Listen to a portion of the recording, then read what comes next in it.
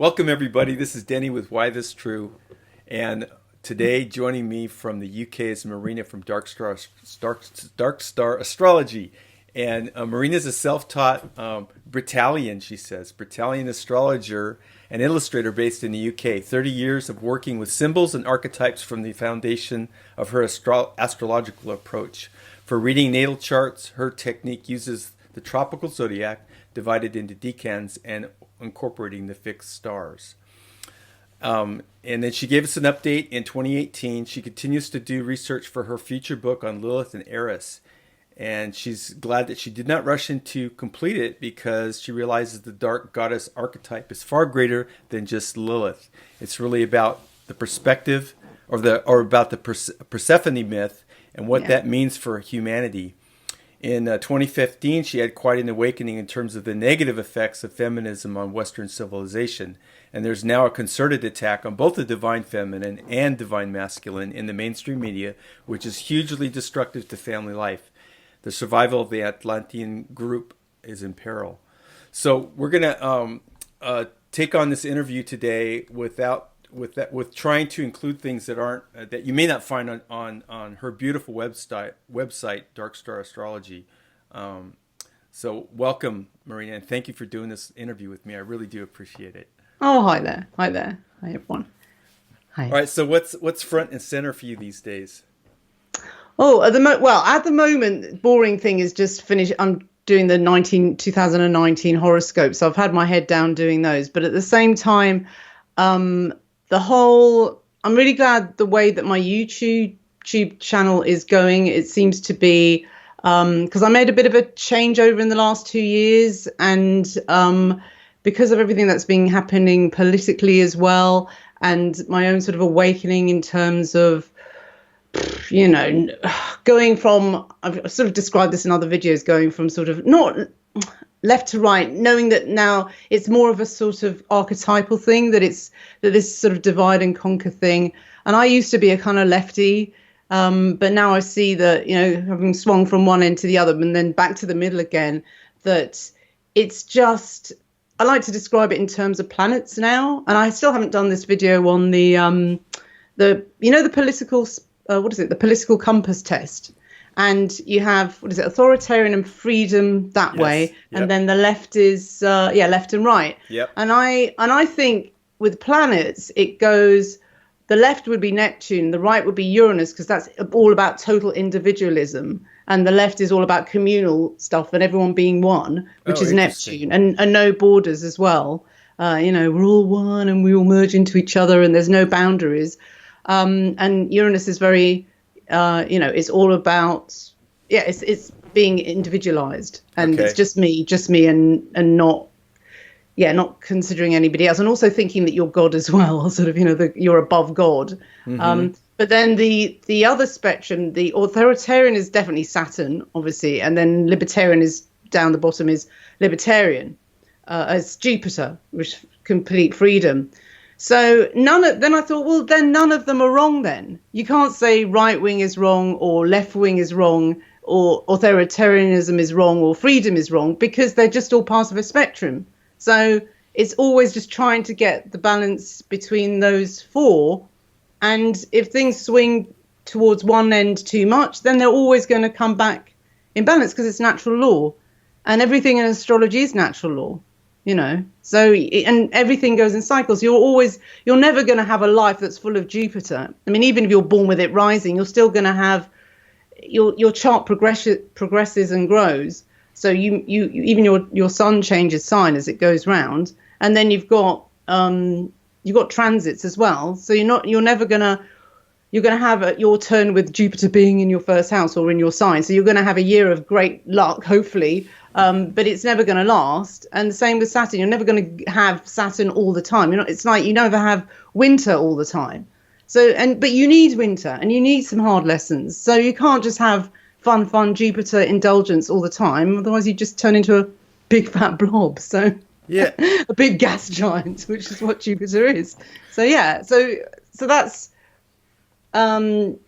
I don't know if that's kind of front and center for me at the moment. It's just keeping going, really. And I've just noticed my audience is changing. There are people that every time I send a newsletter out, I get people unsubscribing. But then, and I probably think, oh, they're probably the ones who don't like the new direction. But that's okay. That's all right. They'll find people that they like, and I'll have people that like me, and we're all happy. Yeah, they don't have to.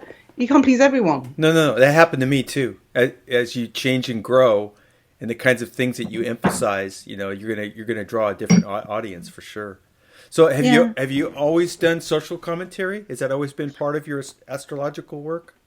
No, because actually when I first started, I was with a partner and he was really into mundane astrology. So he did all the mundane and I was always the moon lady, I always did like the Lilith and the moons every month. So it was typical, like, you're the lady, you do all the moon stuff, and I'm the man, so I do all the kind of, the politics, basically. So, and he did all the horoscopes as well, and I was kind of glad about that, because I didn't want to do horoscopes, really, because you do them to get the traffic, but to do them all the time, full time, is like, no, I don't like it. So, but now, when you go solo, you have to do everything. But the thing that I really do like is social commentary now. And just the charts of countries are really interesting because it kind of works. And whenever I sort of doubt astrology and think, how can this work? Because I do all the time. I think, how the hell does it work? And when I'm doing readings, I think, I'm just being psychic. It's not the planets. They're not really doing anything. I'm just being psychic and I'm just picking up. It's like reading tea leaves or something. Maybe it's that.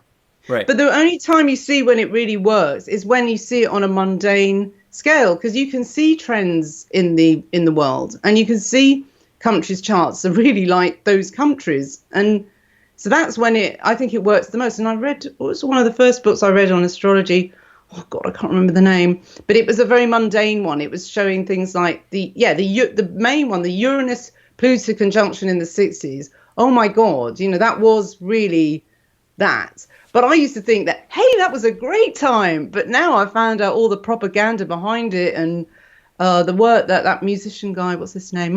There's Mark Devlin, but there's another one. Have you looked into Laurel Canyon and all that sort of stuff? Yeah. Oh yeah. Yeah, the propaganda of music. So we actually did a channeling on the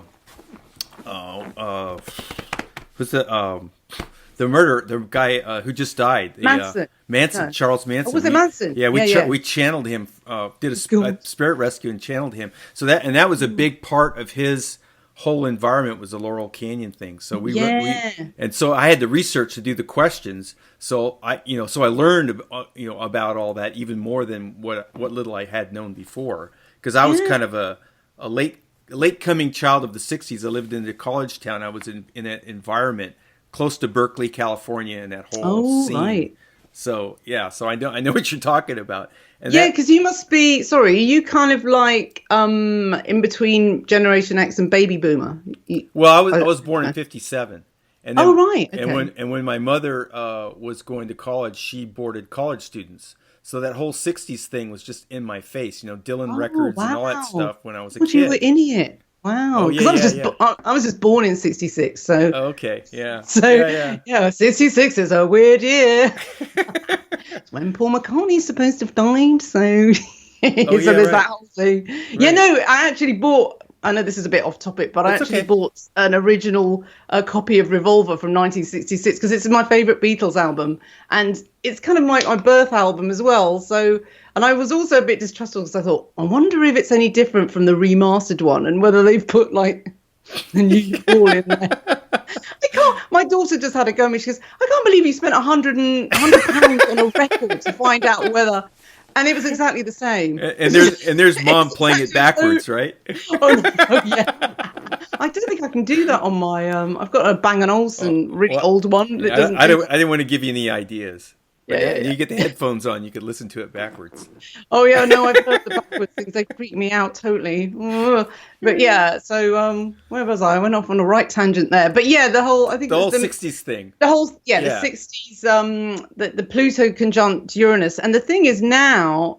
I wrote a long post about the Pluto square Uranus that happened from 2012, and I just think that was like a dismantling of, it was a kind of like, no, it wasn't so great, and all the truth is kind of coming out of how much of that was propaganda, and and Brian Epstein paying Beatle girls to scream for the Beatles and all that kind of thing. You know, I love the Beatles, but yeah, I know that there's that it wasn't all organic. Yeah, there's two sides to that story. All of it, all of that '60s stuff. There's two sides to that story. Yeah, and both sides are really interesting.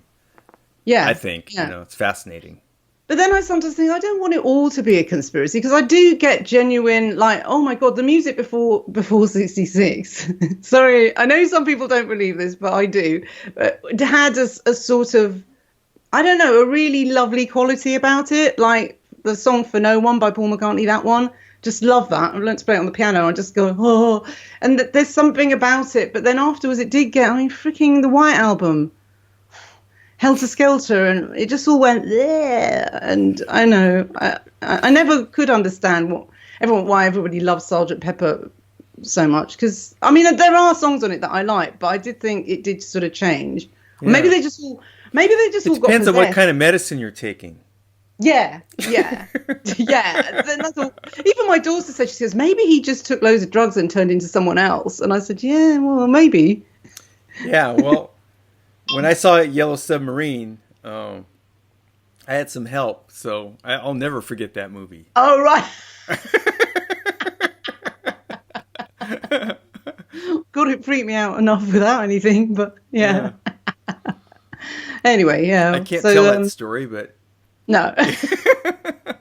But it was it was amazing. Anyway, yeah. So yeah, the astrology around those times. And for the countries, what was happening in the UK and the US, the Middle East, and it's just. I haven't looked into. I really want to do a big long series. This is the thing I keep saying. I really want to do. I mean, that's when you were saying what's in focus at the moment. It is finishing off stuff. Like I've got all the Decans to finish. I'm still finishing this long book that's been taking about 3-4 years now. It's just I only do them in between readings and the moons and the horoscopes I have to do, and the Lilith book is kind of written, but I have to go back over it and revise it in view of feminism, because oh my God, like 5 years when I first started, I was so like Lilith is great and she's been demonized, poor love, and she's not that bad, but she is that bad. But there is the priestess side. So it's like it is Mary Magdalene. She's either the whore or she's the priestess. And I think the higher vibration is the priestess, and the lower vibration is just the sex slave. But you can see that in all with the Persephone myth as well, and all the abductions of the children and the child sex abuse and the paedophilia, and Pluto is all these paedophiles, and that myth, the Persephone myth, is just everywhere. So in that study, what was your good sources of what sources did you find that were very helpful to you in like unraveling all of that? Were there any authors or researchers that really captured your attention as you studied the whole with Lilith? The whole goddess energy thing. Actually, the one that always stands out, Demetra George. She's just amazing. Mm-hmm. She's a bit similar to me. She started off being not a modern astrologer really, and she was well into the goddesses. She's done all the sort of, and she was into she's into the asteroids as well. She's kind of like into the asteroids like I am into the fixed stars. You need to have your sort of little extra bits. And she wrote a book. I think I've got it down there, but if I move, I'll pull off my headphones. I think it's the Dark Moon, and it had all the dark goddesses. So it had Persephone, Lilith, because they're all kind of little aspects of one. Just Kali really. They're all aspects of one dark goddess, really. Did you ever read Mary Blue's book? No. Oh no. Yeah, no. She's a student of Jeffrey Green. Ah, that's one. I don't think I have. No. This one was an eye opener for me.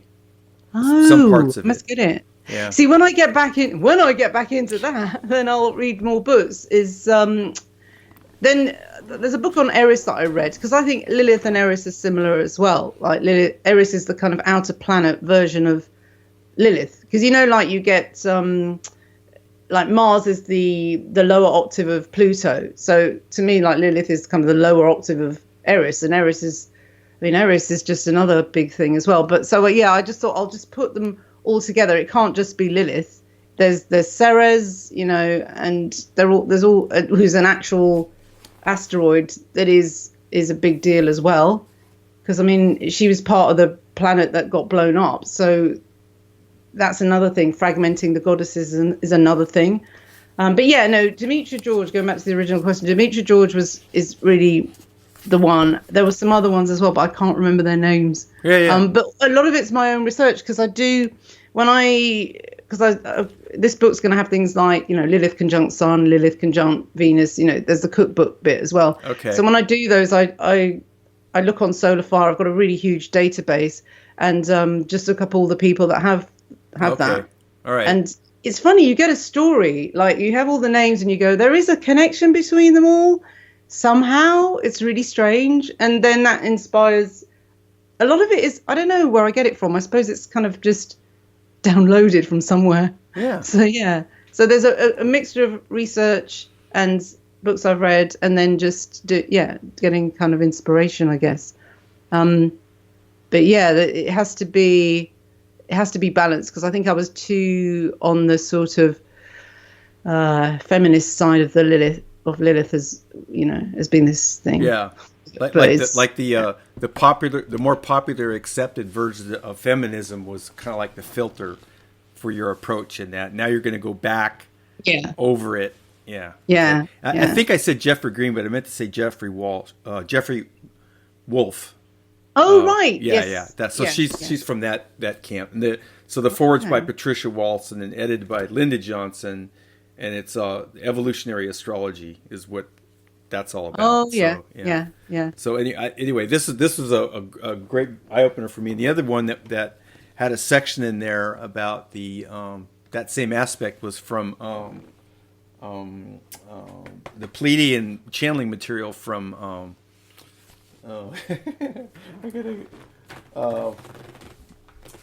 Marciniak. She's got some stuff in there. Yes, I've listened to a lot of stuff from her. Yeah. It was very interesting on the whole, the female archetype, the goddess energy, that kind of thing was very educational. What's the name of that book again? Sorry, she had Barbara Marciniak's got a series of them that started with Bringers of the Dawn. Yeah. And then Family of Light, and then Earth. The living... I haven't read Family of Light. Okay. Yeah, that's this one here. So is that the one with the Lilithy stuff in it? I think that was the second one that she wrote that I got that out of. I'll send you some of that. I mean, it's as you know, it's kind of endless, and you can and you don't want to do that at the expense of your own research. Just digging other people's stuff. So I understand that, but I'm not much of a writer. I'm a closet astrologer. Oh, right, okay. With a big library and no time. Yeah, as always. So that book. So is that book going to come out like this year? Is that what you're kind of thinking? No. I think it's gonna. The first thing is the Decans, because I've already written. They are more or less halfway done, and they're on my website, and you can. I need them to sort of finance me as well, because they do sell. Whereas Lilith, I have to go back to when I've done the Decans, and Decans is first, which may take another year, because I just wish there was two of me. There's just not enough time. I mean, if I could give up doing readings, but I can't, because readings really are the bread and butter. I could survive on just doing readings, but all the other stuff is what I love to do, and the readings finance that, but the readings take up time. Yep. So how's the Patreon account going? It's all right. It's not that much, but it's enough. I think it's about $50 a YouTube at the moment, so that's okay. That's all right actually. And it's better than the ad money. The ad money's rubbish. Don't know why people bother with it. Did you monetize your YouTube channel? Yeah, I did. You did, okay. But I don't know why I do, because it's hardly worth it. But a friend of mine said, but if you monetize it, it gets rated higher. And okay. Because they obviously want to boost people with with advertising. So she goes, if you take them off, you might not get rated so high. And I don't get rated that high anyway because of all my dodgy keywords that they might, because you know how they have a, what is it called? Oh God, when you listen in and they have a written version of it. Of the YouTube video, and I think they pick the closed captioning. Yeah. And who knows what they're doing? I mean, we probably only know a little bit about what they're doing in terms of the manipulations on all the social media stuff, including Facebook, etc., where those kinds of things are going to change your viewership down the road. Yeah, but I see other astrologers and they have tons of views. Like, God, I'm small on YouTube compared to that. They have, like, I don't know, but it's really low. So I'm really small, and I've been doing it for years, and I'm still small. So, but I suppose I don't do the horoscopes on YouTube. YouTube is more like my sort of hobby and my place where I rant and just get to talk to people in a weird way around the world, and it's nice. I get such good feedback. I get better feedback on YouTube than I do on my own website, because usually on my website it's like, well, I've got this aspect, what does that mean? And that's it. Like, but on YouTube it's like really good stuff, and like, oh wow, I'm so glad you said that, I was thinking that too. And we're all like, oh, can we say this? Ooh. And then every time I do a video afterwards, I'm like, oh my God. And then I sort of brace myself, and then I see comments. And now, before it used to be like, and now it's like, phew, instead of like, oh no, what do I say back? Oh no, it's going to feed the troll. So no, it's much better now. So I'm really, really pleased. I'm glad I kind of pursued it, because I nearly went off it. I think last summer I did a video saying, I'm not going to do any more political things. It's making me ill. Because I was feeling like anxiety all the time. I had really bad stomach. Actually, that was the thing that started all the stomach things. And so, I was just getting really kind of, sensitive stomach and just being really tense. Do you study your own chart with progressions and whatnot as it relates to health and those kinds of issues? Do you do that too for yourself? I don't get time, and it really annoys me because it does. I've only actually I had time because of some personal things that happened this month, and I thought, let me have a look at my chart. Isn't this? And then it wasn't. I was like, bloody hell, why don't I look at my chart more? But I just don't get time. So you feel like you would benefit from that. So you don't feel like you could stay objective in looking at your own chart. Yeah, I know, that's the thing. I don't think I can be sort of objective so much on my own, and maybe that's why I don't do it for myself so much. Because I think I know it works on other people, and I wish I could do a reading for myself like I do other people, because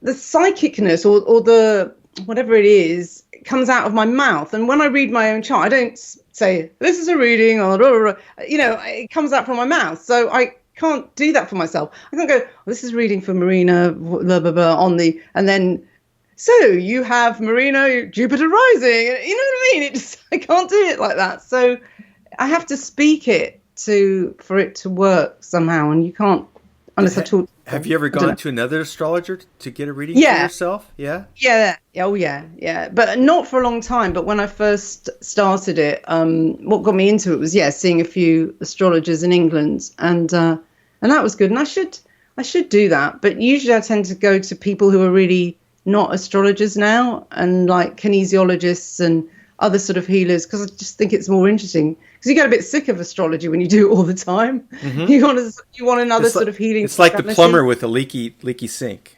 Yeah. Yeah. And if I did have time, I'd be doing things like looking at Paul McCartney's chart or something that I haven't had time for. Like me, I'm right at the bottom of the list in terms of doing my own astrology. There's so many other things I want to look at. Yeah. So yeah. So who are your favorite astrologers? Do you have a list of favorite astrologers or people that were very key in the formulation of what you do now? Yeah. Well, I keep going back to it's Demetra George. She's it's funny with everything in life. I only have there's not loads of them. I go through phases as well. Like I think I started off. Robert Hand was one of the first ones. And a lot of the evolutionary ones. Oh, with Jeffrey. Yeah, Jeffrey Wolf. I went through. Yeah, that's it. I went through for all the evolutionary people and Judy Hall. I can't remember all their names now. I went through them, and then it was Demetra George, and then it was all the traditional astrologers like Dan Yedrar. Not him a bit. Yeah. He's not really traditional. Yeah, I right. read his moon book, but then it was all then that's funny actually, because Robert Hand then went into traditional astrology as well, and so did Demetra George. So I looked into them, and then Chris Brennan just but there's not many people that write traditional astrology books, because you just have to read like the very old stuff. Like I got William Lilly's book, like it's like a really big thick. It's called Christian Astrology, which is really weird because there's nothing Christian about it, but he just did it because he wanted to not get persecuted, I think. Hey, it's Christian astrology. But it was all like, oh yeah, hang on. There's another woman, the woman who does Skyscript, Deborah Houlding. I did a Horary course with her 2 years ago, and that was amazing because that's, Horary is like asking a question, and you think, how the hell does that work? And have you checked out John Farley? Oh yeah. I've read a couple of his books. Yeah, he's really funny. I like him. Yeah, that is very interesting. Yeah, have you seen his article? Where's the cat?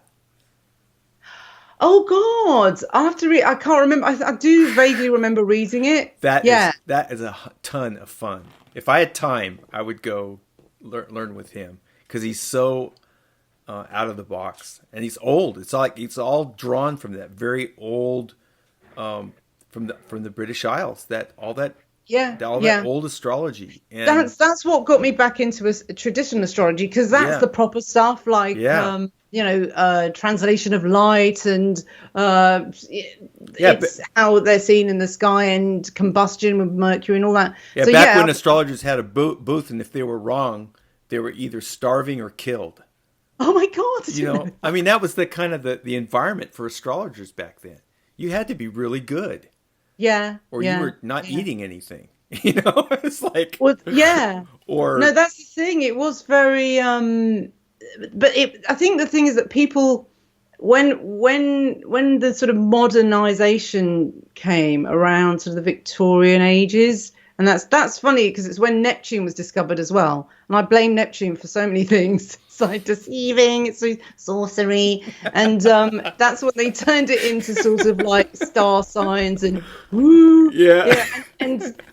and then it went psychological. Liz Green, I do like Liz Green's work though. And the psychological was kind of put in there to make it, I think, respectable. But then it sort of went into archetypes, but it wasn't very, it wasn't sort of on prediction. The prediction thing was, oh no, you can't really predict with it. And the whole chart is you. And it started to get very sort of malleable, and you could just make it say anything. Yes. Yes. So, and then make it say whatever you want it to say, and nothing was more. Oh my God, the 2016 election. That's when it all came out how shit astrology was, because nobody bloody predicted it because they were too bloody scared, and they were like, oh, and then it was just made me laugh.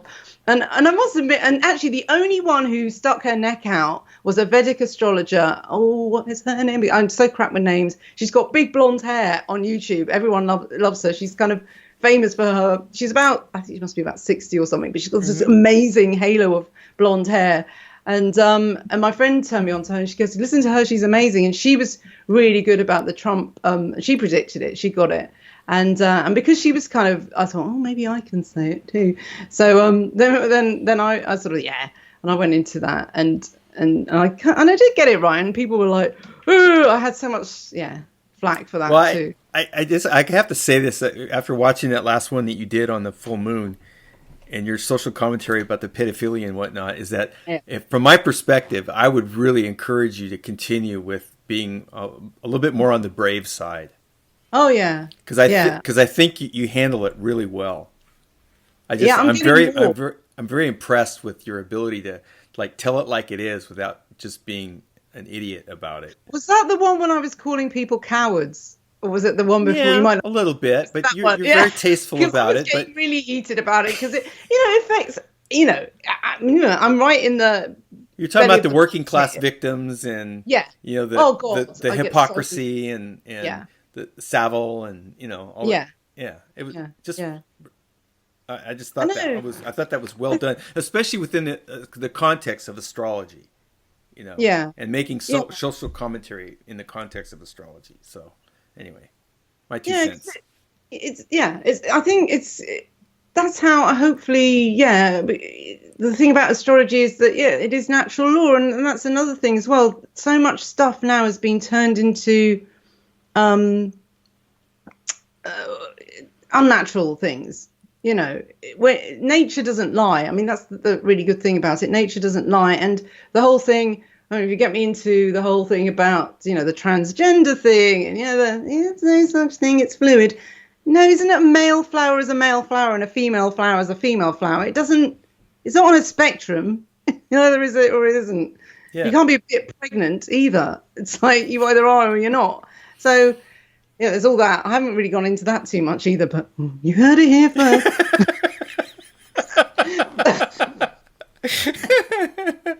It's a great setup, huh? Yeah. Well, it's not live; it's recorded. So, all right, maybe I want to take that out. I don't know. But where was I? Yeah, the social commentary thing. I'm just getting braver. I think more people are as well. Yeah, I think the more people say it, and they said, "Oh, she said it. I could say it," and then everyone sort of slowly that's true. What the hell can happen? Yeah, I always say, like, who gets out alive? None of us. Yeah. So, yeah. So you might as well play, right? Yeah. It's not like you're going to get a ticket for being good. Yeah. Yeah. And also somebody else said something, I don't know, maybe was it David Icke or somebody said something about if you don't speak out, then you have a duty to speak out if you kind of see things and the truth. Because if you just omit it, it's lying by omission, isn't it? Yeah. So you just being quiet's like saying yes. Yeah. Right. Yeah, it is. And so hopefully I can sort of weave it into the astrology, and because wasn't that what astrology was kind of for in the first place, was just trying to it's to help people. Yeah. Right? And to make sense of the world in symbolic Where's ways. my cat? Where's my cat? I know. Oh God, I was reading, William Lilly, back to the Horary stuff. There's so weird things that where's the bread that was stolen from my house or something, and it's so really odd. And loads of ships lost at sea. There was a lot of work for that then. Where's my ship gone? When did it sink? Oh yeah, because it was things like some merchants had like loads of stuff and it sank, and then it was like, where's all the cargo? Right. And he had to find that and stuff. Right. It didn't really sink. They just ran off with it, mate. They went off to Australia with all your beer. And the merchant could pay, and the astrologer could eat. Yeah. So I think it's coming back. I mean, with the whole, I think it's because they found it was Project Hindsight that was started with Robert Hand and some others, and they were translating all this ancient text, and they're still doing it. So I think it's coming back because people just found it really dry and boring. But if more people write about it in the modern sense, because otherwise you're just reading really old text. But there's loads of really old books. Where are they? I'm just looking around to see if I've got any. But there's just tons of them, and I just think that we've become so dumbed down, and astrology is being dumbed down because it's become a product, hasn't it? Yeah. So it had to be put into sort of the cookbook sort of thing. But then the cookbook thing is useful as well, because I do it with my aspects. It's nice to get all the ingredients separately and analyze them, but then when you put them in the recipe, you know what each bit is. Yeah. But it's not just that, and that's what people sometimes Yeah, have it's a language of symbols, and Yeah, you use that as just the framework for the interpretation. It's an art, yeah, you know. yeah. Um, I was going to ask you about gosh, I can't think of it. I have this big, huge astrological library and stuff, but it's not well organized. But I have a lot of stuff. Like I was just able to grab this, which is kind of cool. That's Oh yeah, the Lilith book, which yeah. isn't really. No, no. It's not really astrology, but oh well, I'll think of it. It'll come up. Oh, I know what I wanted to ask you. We had a conversation earlier where you mentioned that you avoid the alien subject somewhat. Oh yeah, it's weird. I've gone through phases with this. Sometimes I think it's true because when I was younger, I think there's loads of things I went. Yeah, I did read the Von Daniken things when I was younger, and I just thought, ooh, and yeah, all the ancient aliens, and oh no, I know what the first thing was that I ever watched that made me think, ooh, it was. Oh, my ex-boyfriend, he was into Star Trek, and he gave me this video because it was William Shatner, and it was called, oh God, Alien Mysteries or something. Okay. And it was him. He was just because he was in Star Trek. Obviously, he was the sort of like narrator. And he was going, he was being shown like all the crystal skulls. He was going, "This was made of crystal. They did it themselves." It was just really funny the way he was, and then it was all like, He's kind of a nut. yeah, Yeah. but it got me into it, and I thought, God, no, those lines on the earth NASCAR, and then the helicopter NASCAR. in hieroglyphics. Although I don't know, someone just went in there and chipped it in and went, yeah, right, that'll fool them. So I don't know. But there are unexplained mysteries, and then the megaliths. I mean, you know.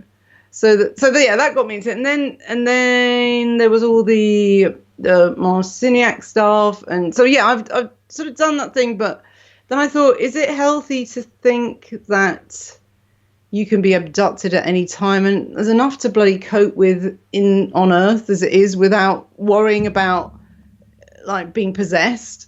And because that was making me worried. I was thinking, oh my God, if I start speaking out about things, will I be attacked?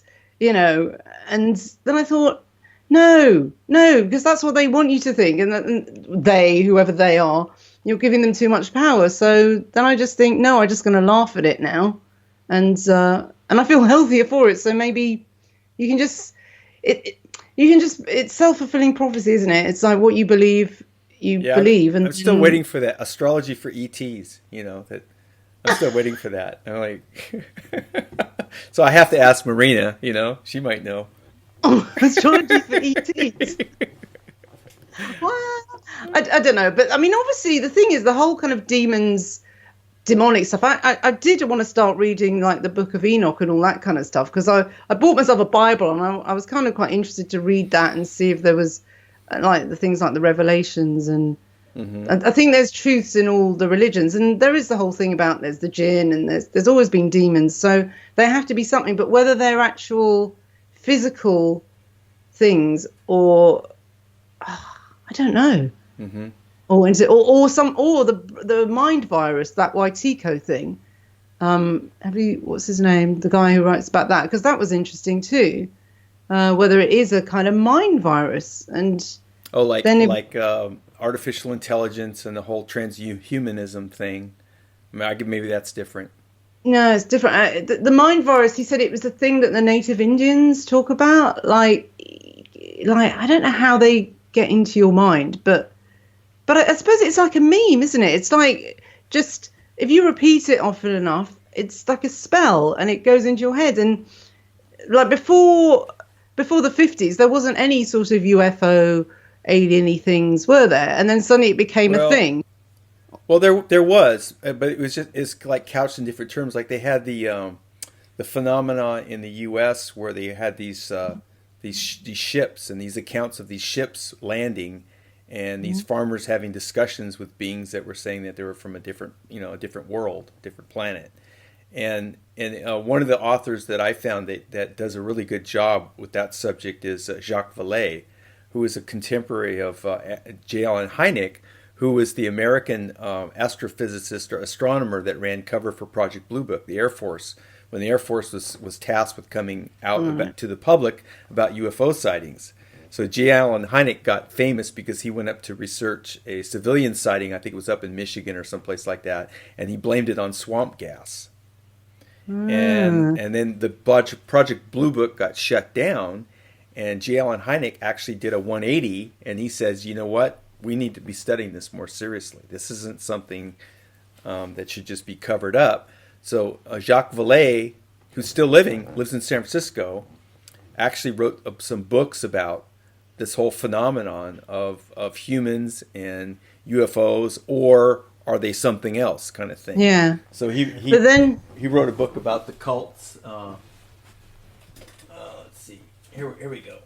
I actually can lay my hands on something here. So messengers of deception, Jacques Vallee. Oh, right. Yeah, and UFO contacts and cults. Cults. Oh, right. Yeah, because it does seem a bit. Yeah, it's very culty.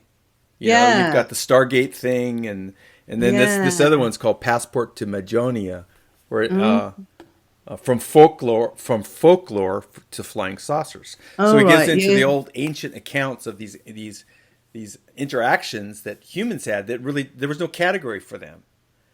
Yeah. But they kind of fall into that ET genre now that we're more modern and we can see, Lost in Space and Star Wars.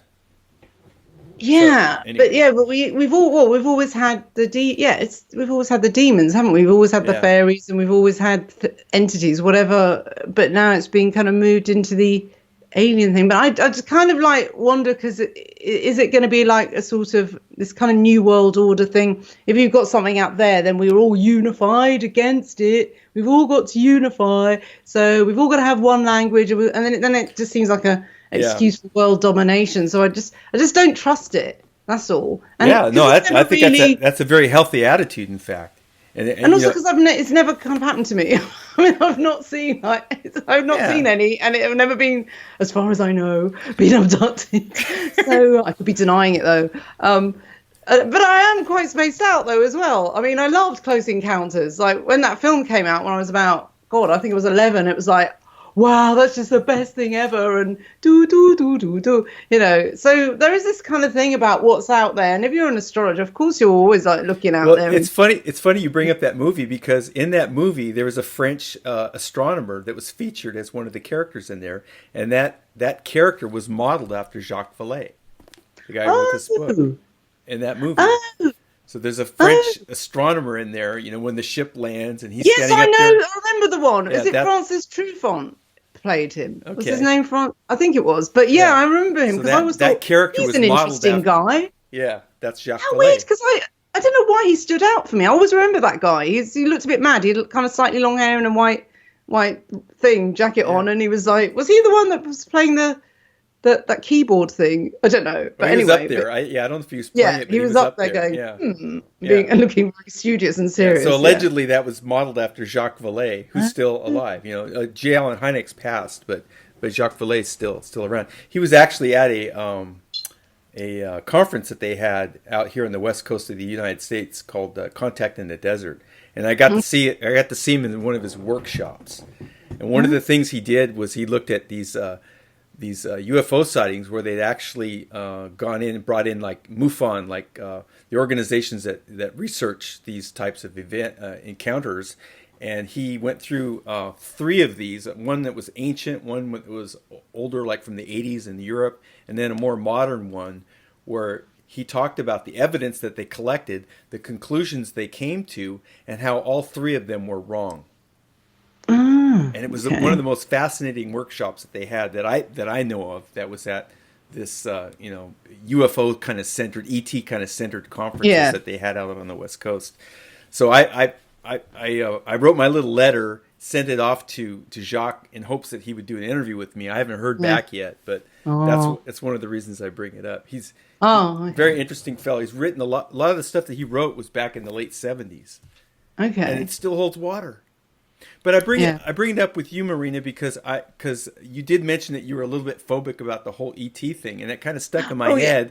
And I'm still kind of hoping to see somebody out there kind of take on the ET issue from the astrological perspective. Oh, right. I did go on about the archons for a while. I think I wrote one post about them. Yeah. All right, I'll go read that. Yeah, because I got into John Lash for a bit. I read that book. So I think of them as like, I think it's probably because I'm brought up a Catholic, so I've got that framework is that it's demons and angels type thing. And I see them as like Pluto, Neptune, and Neptune's the good angel, but he can also be, actually, I think the good angels are probably the worst ones. So they all pretend to be like, and that's like nice ETs. Nice ETs are probably the worst ETs, and the reptilians are probably okay. Yeah. Because if you're I would trust your sensibilities. Why would you wear a baddie mask? Exactly. So yeah, everything seems to be the opposite. Everything. I've just noticed that everything in the world is like, just turn it round because it's just the opposite. Mm-hmm. Yeah, inverted. So yeah. So that's ETs. So. So I'll be curious if I planted a seed or not. We'll see. Well, no, I have been down that route. I mean, the other thing is, because I do wonder about our DNA, and I do wonder about the whole, the blood groups thing is really interesting to me, because my grandmother was AB negative, and she was a really weirdo person. I mean, she was very... On your mom's side? Yeah, on my mum's side. Yeah. But my mum is B and I'm a B, but she was AB negative. And this kind of, no monkey blood thing. I mean, how come there's no monkey blood? So are the no monkey blood people, the negatives, are they the original humans or what? Or, I mean, the whole thing, there is definitely a case for, because I was into, actually one of the first people I got into was Michael Tsaran. Mm-hmm. And I read his genetic manipulation book. And a lot of the things in the Bible are all about that kind of stuff. I mean, and the Nephilim. So that side of it, I'm kind of interested in. And maybe there was some manipulation, but then we're just messed up because we were basically a messed up creation. And maybe that's why there's why we're a sort of troubled species, because there's some part of our DNA that just shouldn't be there. Yeah. And this whole thing about slaying the dragon and slaying the demon is all just in our DNA. There's this part of our DNA that makes us do bad things. And then you go, oh my God, why did I do that? The devil alcohol as well, the demon alcohol, the fixed star alcohol, right, is named after that. And it's a demon.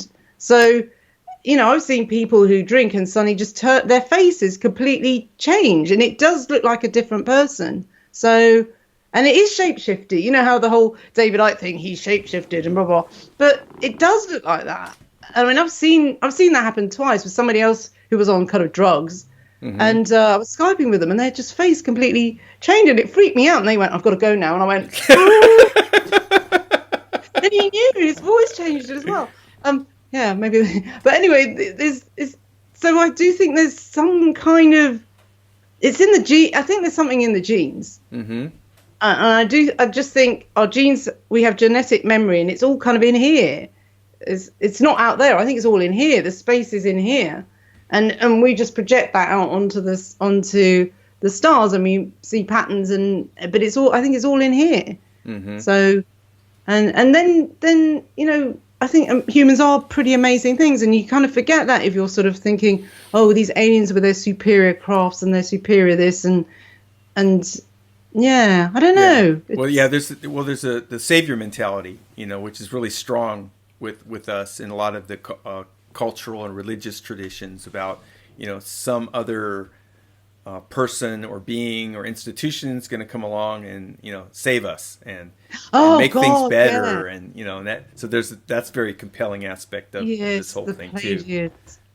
Yeah, I know, and it's funny as well. I would go through phases of, should I sort of pray to God and ask things, or should I just kind of consult my ancestors, because they're kind of in me and I trust them, because it's a physical thing. And I know the 3D world gets a really bad rap, but again, it's nature. Nature's 3D, and that doesn't lie, and it's not evil. So I trust it more than some sort of vague thing out there that somebody says, well, it's that. Well, how do I know that?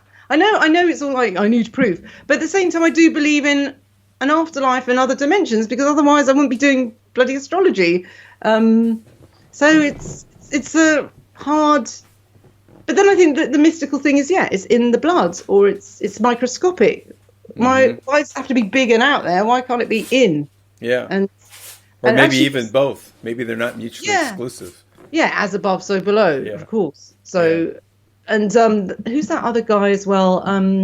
Santos Benici. I love his stuff. Yeah. The whole thing about, it's in the body, and it's true, because then it brings it back to the body again. So I just think it's just getting a happy medium. Do you ever get invited to speak? No. No, I think some people have sort of said it, but I'm not in with the clique of astrologers, and it's funny, I don't, it's not that I don't like them, it's just that they seem to be a bit of a kind of cult thing. Mm-hmm. So I've got my two best friends are astrologers, and they've said the same thing. Well, one of them, she's more Aquarian like me. She's got our suns are conjunct. We're both like Sun on Altair, and she's never fitted in with it either. She hangs around with healers. I mean, I like other healers and people like that. Mm-hmm. But other astrologers, some of them are, I don't know, they're a bit too Neptunian for me. They're all a bit too.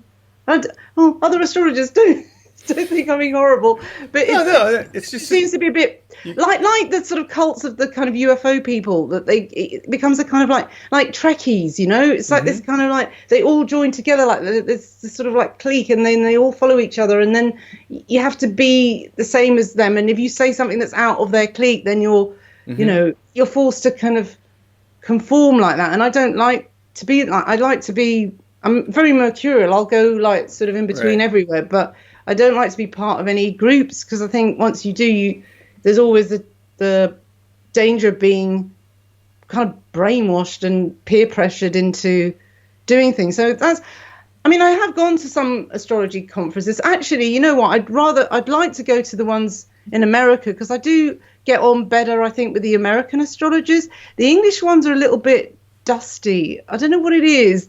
I've been to a couple of English ones, and they're all a bit of the sort of 60s generation, whereas the American ones seem to be a lot younger, and they're also more into the traditional as well. So that's probably, I don't know. So maybe I just need to go to some American conferences, because there's loads in America I really want to meet, and I really want to meet Demetria George. And where does she live? She's in Eugene, in Oregon. Oregon, yeah. Oh, okay. That's just up from where I'm at. Yeah, I'm in California. But she's Greek, you see. She's originally Greek, so we share some DNA. I think it's funny. I think you do gravitate to people of your sort of group somehow, and the conferences, the astrologers conference in the U.S. are more tolerant of diversity than, from as far as you can tell. Is that what you're thinking? I think so. I think maybe because it's just a bigger country, and there's all the different. You've got the evolutionary astrologers, you've got the traditional, whereas the English, because it's smaller, they all kind of know each other, and they run a couple of schools in London, and it just seems a little bit cliquey with them, or maybe I don't know, maybe I just don't fit in with them or something. But I don't know what it is. But there's more on the. But I think it's just me. I don't get on with people on my own doorstep, because I've got a stellium in the 9th house, and everything is always international. I've had 2 long distance marriages. I don't meet anyone locally. Everybody I connect with is online, and then I meet them in real life later on, and it's so maybe it's probably nothing against certain English astrologers. It's just my problem with the 9th house. So maybe it's my issues. I think it's probably that. Yeah, really. But So do you find in your followers like any prevalence for like certain areas of the world? Like, do you have like a lot of Germans or people from the Middle East or Italy or the Asia, or is that have you noticed kind of like a mainly it's American. Oh really? Okay. Yeah. Oh yeah. I'd say probably maybe 85, 90% of my clients are American.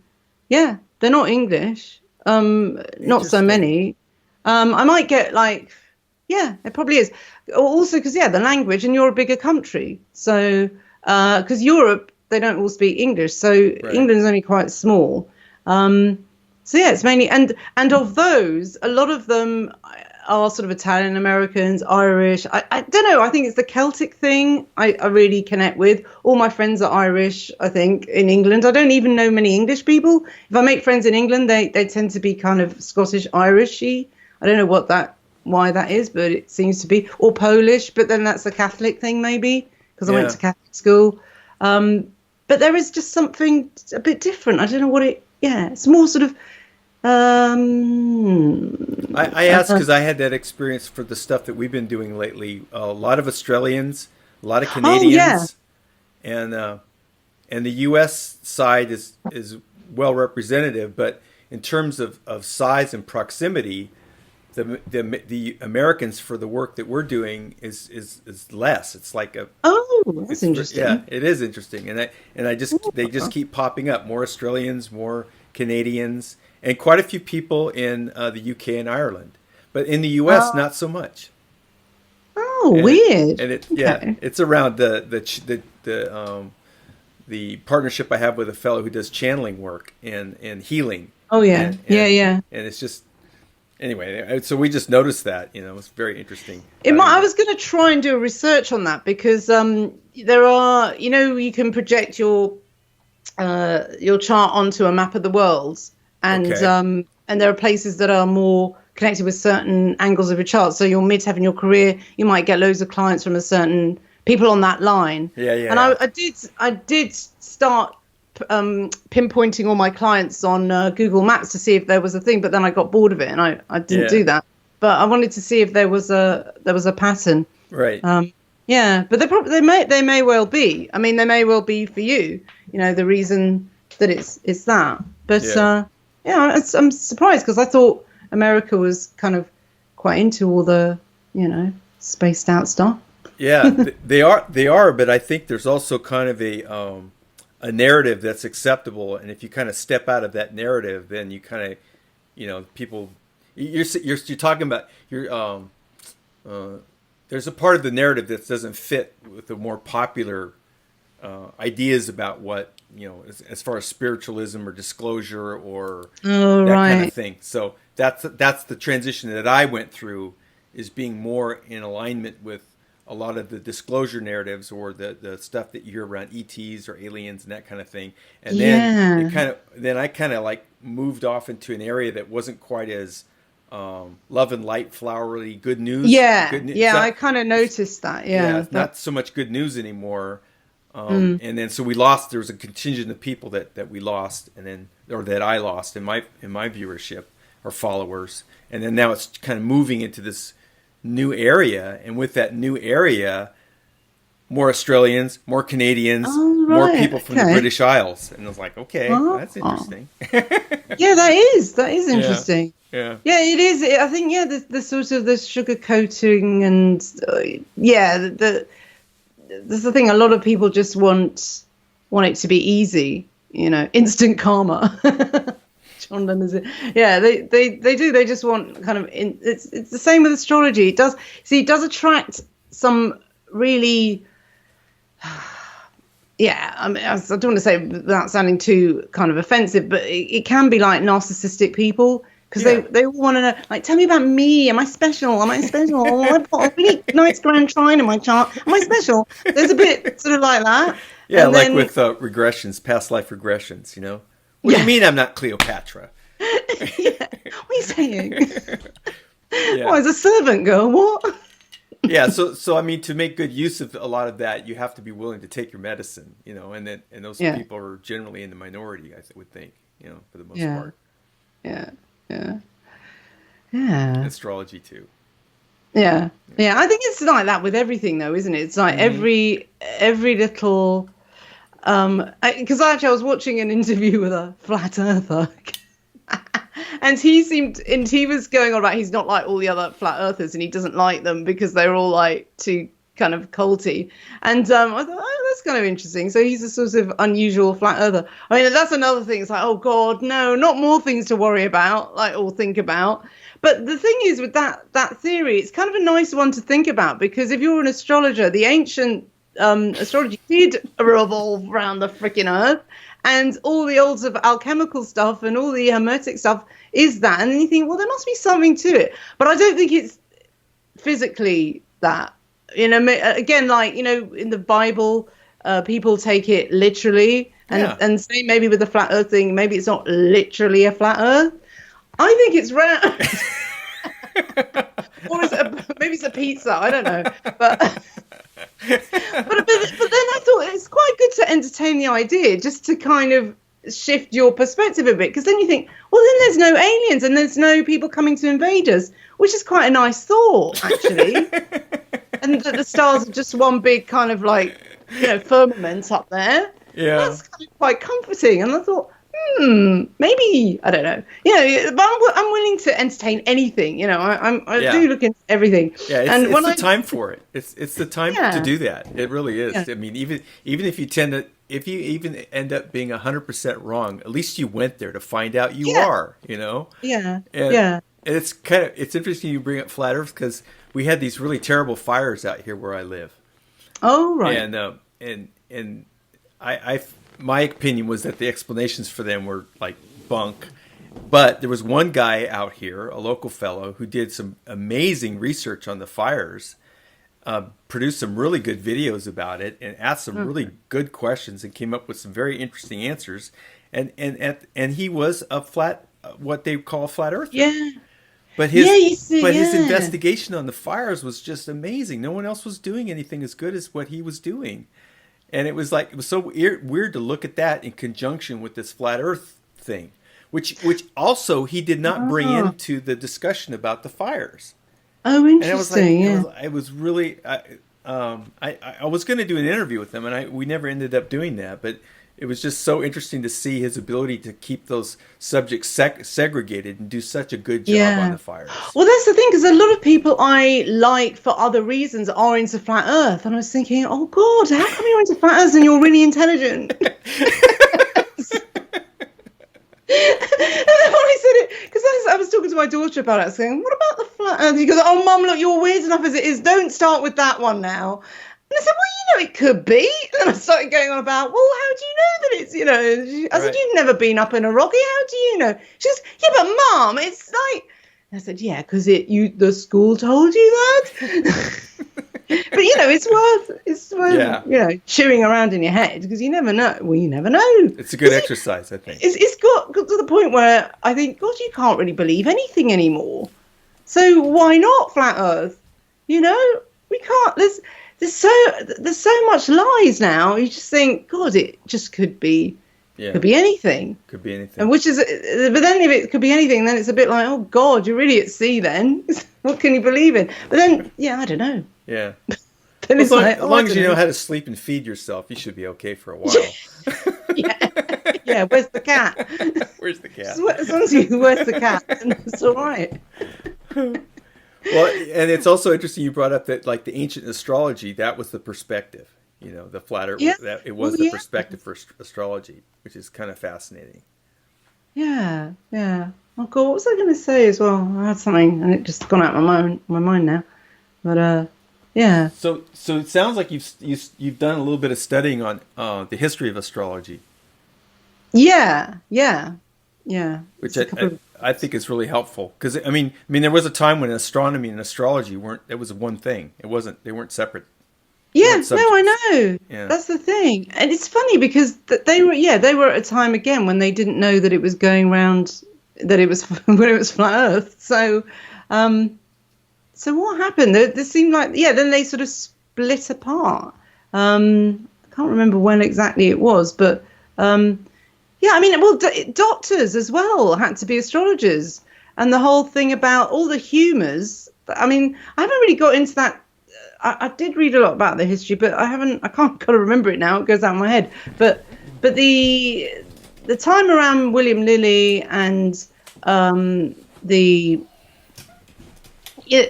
time when when they were doing astrology with health wasn't that long ago. And they've got the zodiac on the top of the ceiling of the Royal College of Physicians in London. So it's there. Still there. They didn't paint it over. Yeah. No, it's still there. There's loads of them. Yeah. How embarrassing. Yeah. So, yeah. But the thing is, the humours it's kind of it's accurate though, because it's a bit. Well, it's like the what is it? Is it the Vedic system where they've got the different I don't know them, but there's the different. It sounds like the humours. There's always equivalents in the East as well. Yeah. So. And it is your personality. It does give you certain illnesses. I mean, if you're like an angry, a bilious person, or sanguine, and the melancholia of Saturn, it all fits. Yes. And it does make you prone to certain things. So yeah, people's humours. But I don't know about putting leeches on you for it. But anyway, whatever. This is one that Benson Bobrick. It's called the Faded Sky, and it's let's see if I can hold this correctly, but it's about the history of astrology. And it was a really good book. If you don't have tons of time to do research on the history of astrology, I really enjoyed this book.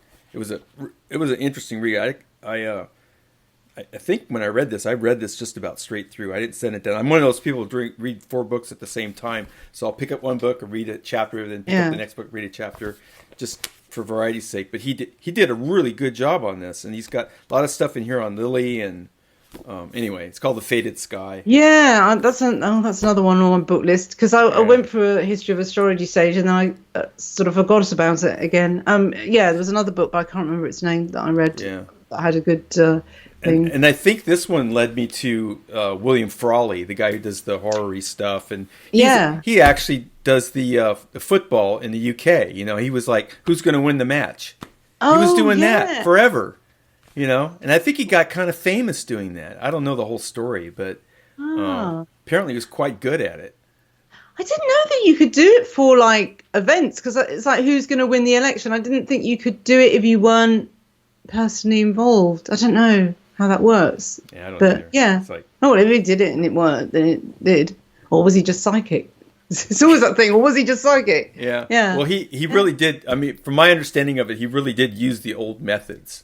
Yeah. The old methods of like the whole. That's why I brought up the "Where's the cat" story. Because they found the cat. It worked. Yeah. And they used astrology to do it. Yeah. Which is way cool, But it's just weird that moment in the sky can answer a question. It's how I was going on about how the heck does all this work, and then someone said it's just there's no answer to that, because it's beyond our brain to know what that capability is. So it's like the claim that humans really don't understand time. We've got our concept of time is an illusion. Basically, everything's happening now. And your past life is not really a past life, it's a parallel life. Oh, yeah. So this whole thing about time and our inability to actually understand time correctly, and that our understanding of time is actually, in fact, an illusion, kind of gives license to the idea of maybe one of the ways that astrology works so well, and that might be one of them. Yeah. but then astrology is cycles. Oh. Right? Yeah. So that's too much for my both. brain. It's both. Isn't that cool? Yeah. You don't have to choose. Yeah. Well, yeah. No, yeah, that's like the political spectrum as well. It's like it's all it's all, you don't have to choose. It's just Yeah, I'm a floating voter. I just float wherever. Yeah. Have you been to the U.S.? No. I've never been, and I've been meaning to, but I have to do it. The only excuse would be to come to a conference. Well, that's one of the reasons I asked about the speaking thing, because that's one way that it could actually get financed. Yeah. Yeah, you see, I've got to start doing that. It's just that I'm a little bit shy of it as well. I've never done because I guess it's because it's like YouTube on steroids. Yeah, I guess so. Because I'm terrible. I really should get over that. I don't even know how to do a PowerPoint or anything. Whereas my friend is, who's another astrologer. She's only been doing astrology for the last like 5 years, and she's been doing talks from the beginning. And I just thought, God, she can do it. It's just that some people are like, I'm going to do it. And they do it, and I thought, do you ever go with her when she gives her presentations? Do you ever go with her? You should go with her sometime. Yeah, just to see what it's. Yeah. I have to do it. I know. I'm just always like stuck behind my little computer and on a screen, and not actually go out into the real world. And yeah, and it will be probably somewhere. See, that's the thing. People say, "Oh, why don't you just start with doing like little local talks first?" And but I bet it won't. It'll be like I'll go to America and do it, and there'll be 400 people in the audience. Yeah, it'll be like one. That'll be. It always is like jump straight into the freaking deep end, like thousands of miles away. Yeah, because I've obviously like nothing works at home. It's always got to be international. Uh-huh. So, yeah, it probably will be that. That'd be cool. One day. Yeah. Beautiful. All right. Well, I look forward to that. I'll get a ticket. Yeah. Yeah. No, and there's so many people I want to meet from the US as well. Yeah. So I have to do that. Yeah. When you travel to America, you've got to take you can't just go for like 3 days. No. So that's why. The jet lag would just mess it all up. The jet lag's bad enough. Yeah, so that's probably the main thing. It's probably once she's grown up a bit more and she's left home, and I think the going to America thing is like later on, and that's when I'll start giving talks and things like that. Yeah. Excellent. Okay, is there anything else that you'd like to talk about before we close? Anything you'd like to announce or promote? No, I think. Well, yeah, there's the Decans book that's still going on. But apart from that, there's not. Well, the 2019 horoscopes will be out in probably August because I'm going to do them early. But other than that, it's just come to my website and the YouTube travel channel, and and you'll see what you've been talking about. The rants are great, and the articles are great. Yes. They're very helpful. And so I do encourage people to check out your stuff if you're at all into astrology. I found it very helpful and entertaining and honest. Yeah. I can't. I'm honest because I'm a terrible liar. I just can't do it. Words just come out. I'm like my mum. It's like a sort of Tourette's of. Astrological Tourette's. Sorry. By Marina. yeah. That's it. Well, thank you so much. Yes. That's it, yeah. Yeah, it's been fun. Okay, thank you. It's been fun. I'm really going good. to say goodbye to everybody, and we'll be back.